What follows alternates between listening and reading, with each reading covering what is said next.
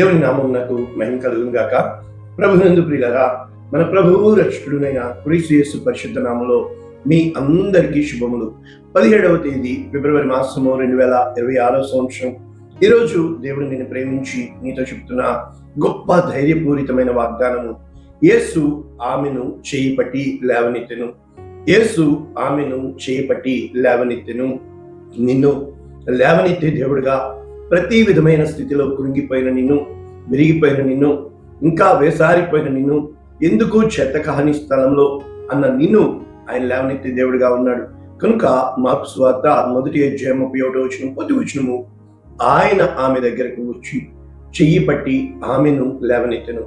అంతటా జ్వరము ఆమెను వదిలెను గనుక ఆమె వారికి ఉపచారము చేయసాగెను. ఇది వాక్యం. అయితే ఎవరి కోసము ఈ వాక్యం రాయబడి ఉన్నది? ఈ మార్కు గారు రాస్తూ ఇక్కడ ఏమని రాయబడింది? 29వ వచనం నుంచి, వారు సమాజ మందిరంలో నుండి వెళ్ళి యాకోబుతో, యోహానుతో, సీమోను, అంద్రేయ అని వారి ఇంట ప్రవేశించి. యాకోబు, యోహాను, సీమోను, అంద్రేయ. కానీ ఎవరి ఇంటికి వెళ్ళారు? సీమోను ఇంటికి. కనుక సీమోను అత్త జ్వరంతో పడి ఉండగా వెంటనే వారు ఆమెను గురించి ఆయనతో చెప్పారు. ఇప్పుడు సీమోను అత్త కోసము ఈ వాక్యాలు రాయబడినాయి. కనుక ఎప్పుడైతే ఈ కార్యం ఇలా జరిగిందని కబురు వెళ్ళిందో, సాయంకాలము ప్రొద్దు గురింకినప్పుడు జనులు సకల రోగులను, దయ్యముల పట్టిన వారిని ఆయన యొద్దకు తీసుకుని వచ్చింది. ఇది కాబట్టి ఇక్కడ ఏం జరుగుతుంది? ఆయన అనగా యేసుక్రీస్తు ప్రభువు వారు నానావిధ రోగముల చేత పీడింపబడిన అనేకులను స్వస్థపరిచి అనేకమైన దయ్యములను వెళ్ళగొట్టెను. ఇక్కడ ఈ వాక్యము మనకి భావముగా, కనుక అనేక మంది వచ్చి ఆయన యొద్ద స్వస్థత పొందినట్లు చూడగలుగుతున్నాం. ఒక్కసారి మనము ఇవే వాక్యాలు మత్తయి గారు ఏ విధంగా రాశారు? మత్తయి సువార్త 8వ అధ్యాయము 14వ వచనం, యేసు పేతురింట్లో ప్రవేశించి జ్వరముతో పడి ఉన్న అతని అత్తను చూచి ఆమె చెయ్యి ముట్టగా జ్వరము ఆమెను విడిచింది. ఆమె లేచి ఆయనకు ఉపచారం చేయసాగిన. అయితే సాయంకాలం అయినప్పుడు అనేకులను, రోగులను స్వస్థత పరచుటకు తీసుకుని వచ్చారు. అయితే ఆయన మాట వలన దెయ్యములను వెళ్ళగొట్టి రోగులందరినీ స్వస్థపరిచి, కనుక ఇక్కడ లేఖనాన్ని రాస్తూ పేతురు గారు అంటారు, ఆయనే మన బలహీనతలను వహించుకుని మన రోగములను భరించినని యెషయా ప్రవక్త ద్వారా రాయబడినది నెరవేరబడిను. కనుక ఈ లేఖనాలు ఇన్ఫర్మేషన్ సేమ్, కాకపోతే వాళ్ళు రాసే విధానము మారుతుంది. ఇంకా లూకా గారు ఏమని రాశారు? 4వ అధ్యాయము 38వ వచనంలో, ఆయన సమాజ మందిరంలో నుండి లేచి సీమోను ఇంటిలోనికి వచ్చాడు. సీమోను అత్త తీవ్రమైన జ్వరం, హై ఫీవర్. కనుక చాలాసార్లు ఇక్కడ నేను చెప్పనివ్వండి, జ్వరానికి కొన్ని కారణాలు ఉంటాయి. ఎప్పుడూ కూడా కారణాన్ని ఆ యొక్క వెతికి ఇమ్యూనైజేషన్ అంటే నీలో ఏ డెఫిషియన్సీ వస్తుందో, ఏ బలహీనత వస్తుందో దానికి విటమిన్స్ కానీ, ఆ వ్యాధి నిరోధకము కానీ, వ్యాధినితో పోరాడేది కానీ మెడిసిన్. అయితే ఆత్మ వలన వచ్చే రోగాలు, శారీరకముగా వచ్చే రోగాలు, మానసికంగా వచ్చే రోగాలన్నీ ఒకటి కావు. ఇప్పుడు చాలాసార్లు ఇంట్లో ప్రశాంతత ఉండదు, ఒంట్లో ప్రశాంతత ఉండదు, మనసులో ప్రశాంతత, అంటే ఇవన్నీ కలిపి మనిషిని కృంగదీసేవిగా ఉంటుంది. కనుక మనం ఏం చేస్తాం? ఆలోచన చేస్తూ ఉంటాం. మామూలుగా కాదు, ఎక్కువ ఆలోచన చేస్తూ ఉంటాం. కనుక ఇక్కడ తీవ్రమైన జ్వరముతో ఎప్పుడైతే ఆయన ఆమె చెంత నిలబడి జ్వరమును గద్దింపగా, చూసారా? అంటే ద ప్రజెంటేషన్ ఈజ్ డిఫరెన్స్. అంటే క్రీస్తు యేసు ప్రభుల వారు జ్వరముతో మాట్లాడారు. నీవు నేను రోగముతో మాట్లాడినప్పుడు, నీవు నేను సమస్యతో మాట్లాడినప్పుడు, నీవు నేను ఎక్కడ ఇబ్బంది పడుతున్నామో ఆ ఇబ్బందితో మాట్లాడి నీ నోటిలో దేవుడు స్వస్థతని పెట్టాడు, నీ మాటలో జీవాన్ని పెట్టాడు, నీ మాటలో పరలోకపు భాగ్యాన్ని పెట్టాడు. కనుక ఇక్కడ మనకి చెప్పబడుతున్నది సేమ్ టు సేమ్ మ్యాటర్. సూర్యుడు అస్తమించుండగా సాయంకాలం నానావిధ రోగం ఎవరి యొద్ద నుండిలో అందరినీ తీసుకుని వచ్చారు, ఆయన వారిని స్వస్థపరిచాడు. కనుక ఎప్పుడైతే ఆయన స్వస్థపరచడం ప్రారంభించారో ఆయన పేరు ఉదయం అయ్యేటప్పటికి మొత్తము మారుమోగిపోయింది. కాబట్టి ఆయన అప్పుడు చెబుతున్నాడు, నేను పంపబడినది మీకోసమే, ఇప్పుడు then and there here and now. Yesu Kristu ప్రభుల వారు ఏమన్నారు? నా యందు విశ్వాసం ఉంచిన వాడు నాకంటే గొప్ప కార్యం చేస్తారు. ఇప్పుడు ఈ రోజుల్లో మరి స్వస్థత అనేది ఖచ్చితంగా జరుగుతుంది. అది మన ప్రార్థన వలన జరుగుతుంది. మనలో ఉన్న ప్రేమ ఎదుటివాడిని బాగు చెయ్యాలి అనే తపన వలన జరుగుతుంది. మనలో దేవుడు పెట్టిన ఆత్మ కొన్ని కృపావరాలు ఇవ్వడం వల్ల జరుగుతుంది. ఇంత బ్రాడ్ మైండ్ ఎవరికి ఉంది చెప్పండి? మీరు వాక్యం వింటున్నారు కదా, లైక్ కొట్టండి అమ్మా దయచేసి. అప్పుడు ఎక్కువ మందికి వెళ్తుంది. సబ్స్క్రైబ్ అనే బటన్ కొట్టండి అమ్మా దయచేసి. ఎందుకు చెప్తున్నావు? ఇది సిస్టమేటిక్, ఇది ఒక మైండ్ సెట్. కనుక ఎప్పుడైతే నువ్వు వింటున్నావు, ఏమీ నొక్కట్లేదు, మళ్ళీ పైపించి వాట్సాప్లో నాకు పెట్టొద్దు, అక్కడ నొక్కండి.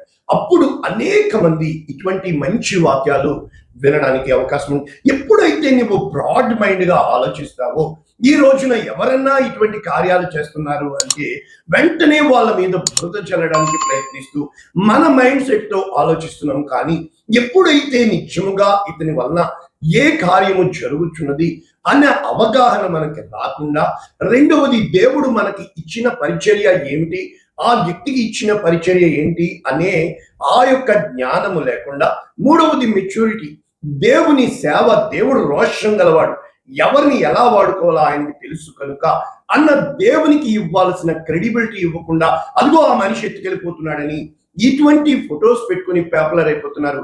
అవి చూసి లైక్ కొట్టే వాళ్ళు ఎక్కువ మంది అయిపోయారు, అది చూసి కామెంట్స్ పెట్టే వాళ్ళు ఎక్కువ.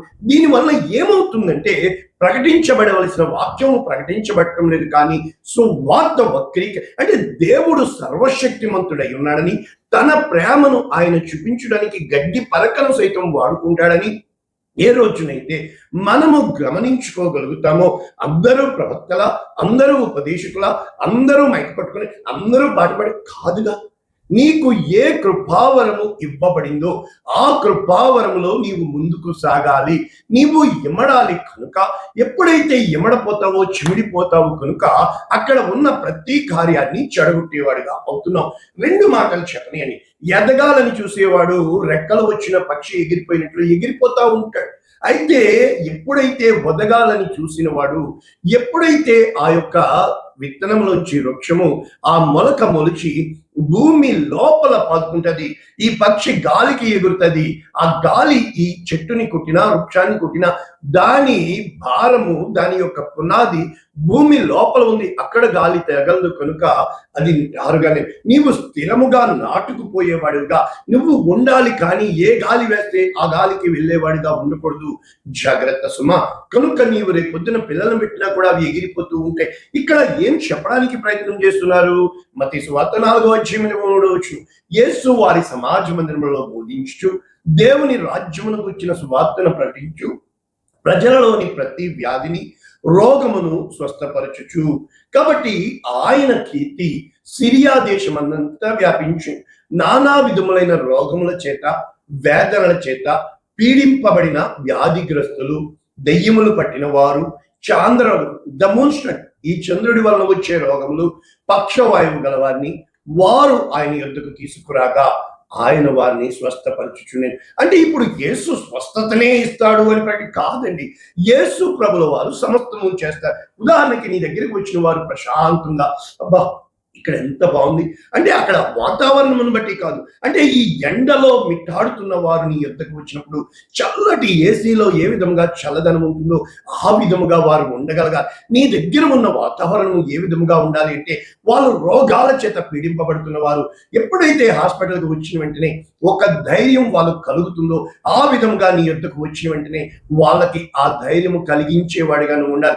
ఎప్పుడైతే వాళ్ళు తమ ఇక్కట్టుల్లో, ఇబ్బందుల్లో, కష్టాల్లో, ఇరుకుల్లో, కన్నీటిల్లో ఎప్పుడైతే ఉంటారో వాళ్ళు నీ యొద్దకు వచ్చేటప్పటికి ప్రశాంతంగా ఉండి నిరీక్షణ కలిగిన వారిగా, నిందలకు బదులు నిరీక్షణకి ద్వారముగా ఏ రోజునైతే వారిలో నీవు ఆ ధైర్యమును పుట్టించగలుగుతావో, ఇటువంటి సేవకుడి కొరకు దేవుడు ఆకాశం నుండి తొంగి చూస్తున్నాడు. అందు నిమిత్తము ఆ సేవకుడు విరవబడాలి, నలగగొట్టబడాలి, కన్నీరు పాలవ్వాలి. నన్ను చెప్పనియండి, ఈ పరాయి దేశంలో ఉన్న వారికి అక్రమాలు ఉండవు, బయట చూపించుకోవడానికి డబ్బులు ఉండవు, ఎవరు తోడు ఉండరు, ఆదరించే దిక్కుండదు. కనుక పైన కింద, కింద పైన అయిపోతూ ఉంటారు. ఒక్కసారి ఆలోచించండి. పరాయి దేశంలో చెరసాలలో బంధించబడిన వారు, పరాయి దేశంలో హాస్పిటల్లో రోగంతో పడిపోయిన వారు, పరాయి దేశంలో దిక్కు తోచక ఆదరించే నాదుడు లేక అన్యాయమైపోతున్న వారు, వాళ్ళ డబ్బులు సంపాదించేశారని వీళ్ళు వచ్చి ఇక్కడ చిక్కుపడిపోయిన వారు, ఏ రోజైనా నీవు ఎవరిని లక్ష్య పెడుతున్నావు? దేవుడు అందరికీ కార్యసాధకుడే. ఆ తన ప్రేమను సేవకుడిలో నింపాలి, తన కృపను సేవకుడికి ఇవ్వాలి, తన చేతిలో పనిముట్టుగా, తన చేత వాడబడే సాధనముగా, ఆ యొక్క the vessel of honour in the hand of the master, యజమానుని చేతిలో ఘనమైన పాత్రగా వాడుకుంటకు తండ్రి తొంగి చూస్తున్నాడే. ఎవరు? నా సేవకుడే కదా నిర్దయాత్మకుడు అని చెప్పి ఇటువంటి కార్యాలు నా జీవితంలో ఎన్నో జరిగినాయి. ఎంతో మంది వచ్చారు, ఏ స్థితిలో వచ్చారో వాళ్ళ మనస్సాక్షికి వదిలేద్దాం. ఈ రోజున ఏ స్థితిలో ఉన్నారో ఎదగడానికే వచ్చారు, రెక్కలు వచ్చి ఎగిరిపోయారు.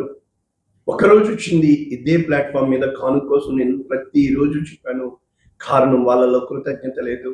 కొంతమందే ఉంటారు, సేవకుడు వస్తున్నాడు నేను ఏ కానుక ఇవ్వగలను.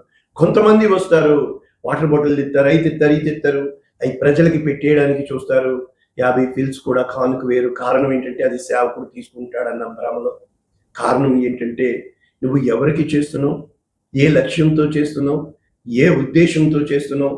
ఈ రోజున ఇంత గొప్ప సేవా పరిచర్య, ఇన్ని సంవత్సరాలు, ఇన్ని అద్భుతాలు, చనిపోయిన వారు బ్రతికిన విడిచిపెట్టబడ్డానికి కారణం ఏంటి తెలుసా? మనసుకు ఇంపైన వాక్యం నేను చెప్పలా. అక్కడ లైక్ కొట్టండి అని ఎందుకు ఈరోజు చెప్తున్నాను తెలుసా? ఎంత అద్భుతమైన వాక్యాలు వింటున్న నీవు, ఏ రోజు కూడా నీ వైపే చూసుకుంటున్న నీవు, ఈరోజు నేను ప్రకటిస్తున్న నా దేవుడు నిత్యముగా ఆయన మన రోగములను భరించెను, మన వ్యసనములను వహించెను. మనమందరము గొర్రెల వలె త్రోవ తప్పిపోతుంది. ఆయన తృణీకరింపబడిన వాడు, విసర్జింపబడిన వాడు, 10 మంది చేత వెలివేయబడిన వాడు. వాక్యం వింటున్న నీకు నేను చెప్పేది ఒకటే, విపరీతమైన ఆలోచన నీకు వస్తుంది. విపరీతంగా ఆలోచన నిన్నే, నీ క్షేమం కోసం నువ్వు ఆలోచిస్తున్నావు, అది చింత అంటారు. ఏ రోజునైతే ఆయన నీ కోసం చింతిస్తున్నాడని, ఆయన నోటి మాటతో దెయ్యములను వెళ్ళగొట్టాడని, ఆయన నీ యొద్దకు వచ్చి నీ చెయ్యి పట్టుకుంటే నీలో ఉన్న బలహీనతను ఆయన తీసివేస్తాడని, ఆఖరికి నీకు జీవం ఇవ్వడానికి ఆయన బదులుగా తన ప్రాణం పెట్టాడని, నీ దరిద్రతను తొలగించడానికి ఆ యొక్క సమీపించరాని తేజస్సులో వసించు ఆ ఐశ్వర్యములతో ఉండే నా తండ్రి దరిద్రుడిగా వచ్చి ఉన్నాడని, తన్ను తాను విధేయత చూపించి శిలువ శ్రమలు ఏ పాపము ఎరుగని ఆయన అనుభవించాడని, నేను నీతిమంతుడిని అంటున్న నీ కోసము, నీ మురికి ఆ నీతి కోసము ఆయన తాను నీతిమంతుడై ఉండి నీతిమంతుని రక్తం చిందించాడని ఏ రోజున అయితే నువ్వు గమనించుకోగలుగుతావో, అవగాహన చేసుకోగలుగుతావో, ఆ రోజు నుంచి నా యేసు క్రీస్తు ప్రభుల వారిని నువ్వు ప్రకటించగలుగుతావు. ఆయన నీకు చేసిన గొప్ప కార్యాలు ప్రకటించగలుగుతావు, అనేక మందికి వివరించగలుగుతావు. వాక్యం అంటే నీకు నచ్చితే లైక్ కొట్టి, నీకు నచ్చితే కామెంట్ పెట్టేది కాదు.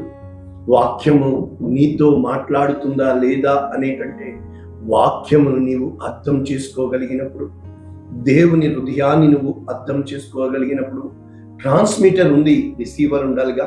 ఇక్కడ దేవుడు అదే మాటలు చెప్పబడుతున్నాయి కదా, ఆయన తన సొంత ఊరిలో ఏ ఆశ్చర్య కార్యము చేయలేకపోయాడు, ఏ అద్భుత కార్యం. వారి యొక్క అవిశ్వాసానికి ఆయన బహుగా చింత కలిగి ఉన్నాడు. ఈ రోజున నీలో నమ్మకం ఏర్పడిందా? దేన్ని బట్టి రీజన్ అవుట్ చేస్తున్నావు? ఒక్కసారి ఆలోచించండి. ఫలానా వారి మీద బురద చల్లే నువ్వు దేన్ని బట్టి ప్రజలను మార్చాలనుకుంటున్నావు? మనం చెప్పితే ఎవరు మారరు. ఆ మార్పు కలిగించేవాడు దేవుడే. ఏ రోజునైతే దేవుడే మారు మనసు ఇస్తాడని గమనించుకోగలుగుతామో సమస్తము సాధ్యమవుతుంది. ఆయనకి అసాధ్యమైనది ఏది లేదు.